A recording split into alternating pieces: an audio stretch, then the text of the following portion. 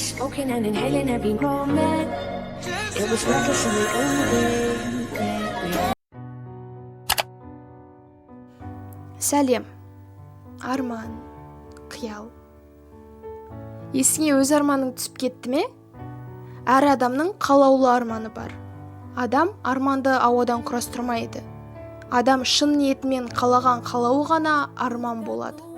Менің ойымша, арман адамды алдыға қарай қимылдауға көмектесетін велосипедтес. Адам арманына сену арқылы алдыға жылжуға мотивация алады. Адамды еңбекқор қылатын да осы арман. Махаббат дегенде арман деп айта аламын. Себебі адамдар арманымдағы адамды іздеймін деп айтады. Сен өзіңе ұнайтын, сен қалайтын нәрсені жайлы армандайсың. Ал адам армансыз, махаббатсыз өмір сүре алады ма? Әрине жоқ. Армандар орындалмайды. Болмашы нәрсені армандамашы. Болмайтын нәрсе жайлы армандайсың деп айтатын адамдар армандай алмайтын адамдар. Арманға сене алмайтын адамдар. Жануарлардан адамды ерекшелендіретін тағы бір тылсым нәрсе ол арман.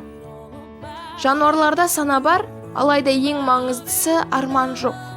Олар арманмен өмір сүре алмайды. Қажеттіліктері жоғалса, тіршіліктері де тоқтайды. Арманың орындалғанын қаласаң, сен ғажайыпқа сену керексің. Я, бұл өмір және де көптеген адамдар сенің армандарыңа түрлі сыни пікірлер айтуы мүмкін. Көптеген адамдар сенің армандарыңды күлге айналдырғысы келеді. Алайда сен мойыма. Себебі арман ондай сөздерден өше салатын нәрсе емес. Себебі арман орындалмайтын, ол қиял емес. Әр адам өзінің арманына жетіп, оның қызығын көруге лайықты.